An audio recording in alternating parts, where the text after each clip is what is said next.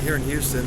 Been working this week, but got to go over to my flight school and do some training today. You know, I talk a lot about checklists and how they're important. They are important, but sometimes I think we make them too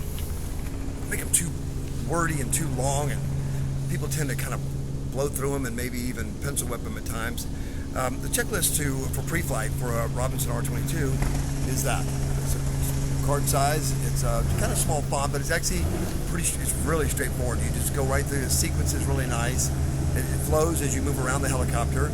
A couple of things that you individually might change up a bit, in the flow of things. Like I like to check the oil and the fuel after I've done all the other stuff, just because your hands get dirty and you have to go get cleaned up a little bit. But the actual checklist is very easy to follow, and I think it's important. I think there's probably a lot of input from pilots and instructors, as well as the people that actually manufacture these things. So I want people to, I want people to clean this stuff up a bit. When you see an industry, when we've got these multi-page procedures with thousands of words, don't be surprised if people aren't quite paying attention to them.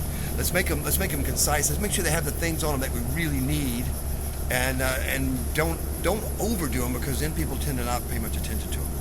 So, and it's really, it's important, right? Pre-flight for a helicopter is important because you're about ready to take off and hover above the ground and go fly patterns and do all kind of stuff. You want to make sure the aircraft is in as good a shape as possible before you take off, and the pre-flight should help you with that. And also remember that pre-flight is to help the pilot, right? It's to make sure that the pilot knows the airplane and the aircraft is ready to go and good to go.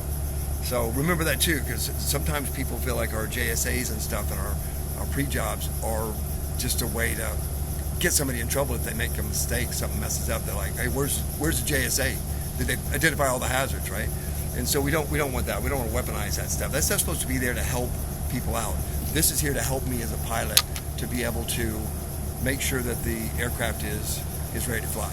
So anyway, fun little helicopters to fly. They are really, really sensitive and super fun to fly, but also challenging.